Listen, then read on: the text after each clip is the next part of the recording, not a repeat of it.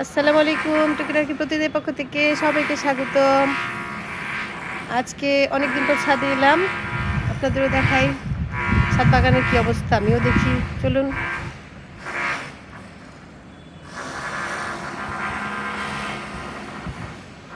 এই যে টমেটো, অনেক টমেটো হয়েছে। এই যে এখানে ভিতরে আরও আছে, বেশ টমেটো হয়েছে। এখানে একটা তুলসী গাছও আছে। এখানে এই যে বেগুন গাছ, বেগুন হয়েছে।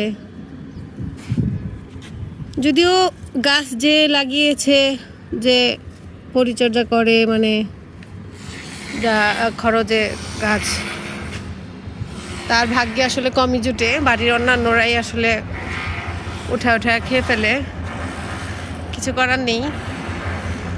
ও যে সিম, ভালোই সিম হয়েছিল নাকি শুনলাম।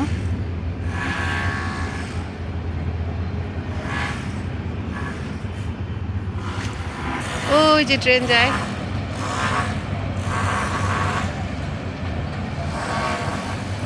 দূরে।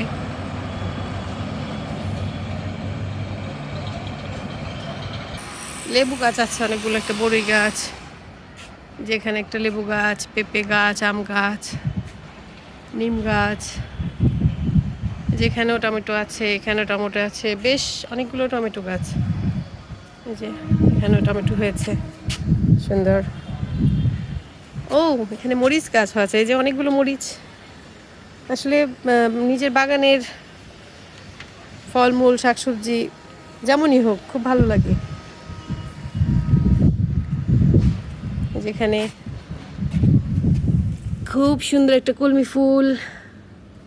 এই যে আমরা তো আসলে শহরে থাকি, ইট পাথরের বন্দি জীবনে আমরা বসবাস।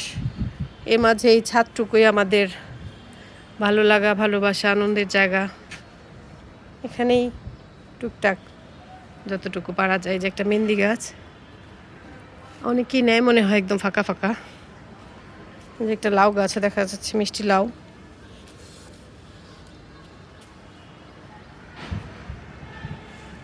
এই পাশে আর একটা আনার গাছ আছে, এখানেও একটা সিম গাছ আছে দেখা যাচ্ছে, এখানেও একটা সিম গাছ। আমাদের দারোয়ান ভাইয়ের হাত ভালোই। লেবু গাছ, এই যে পেয়ারা গাছ, কত বড় হয়ে গেছে এই গাছটা। আসলে আমার অ্যারোমেটিক জুঁই গাছের নিচে ছিল ছোট্ট একটা চারা গাছ, পরে আবার আলাদাভাবে এখানে লাগানো হয়। কত বড় হয়ে গেছে।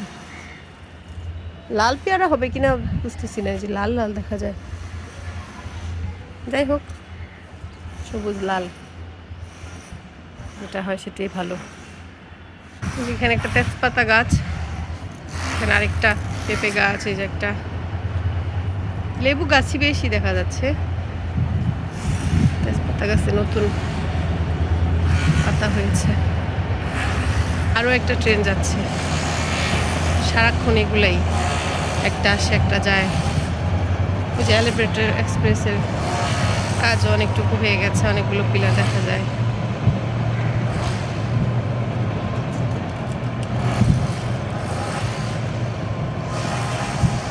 ট্রেন, এই যে একটা নতুন বাড়ির কাজ প্রায় শেষের দিকে।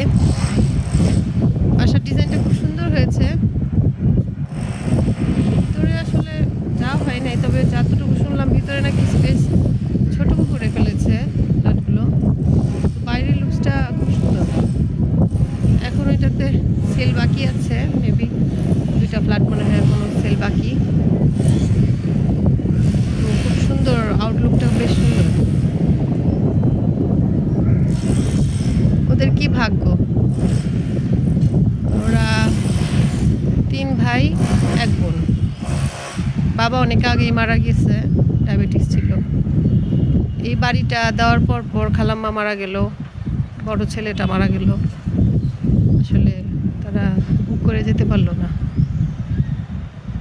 এই দুনিয়া কয় দিনের না, সম্পদ নিয়ে আমরা কত কাড়াকাড়ি করি, কিন্তু কে কতক্ষণ বাঁচবো, কতক্ষণ আছি এই দুনিয়ায় সেটারই খবর নেই। এই তো টুকিয়াপুর ছাদ বাগান দেখে ফেললেন। আজকে এখানেই শেষ করলাম।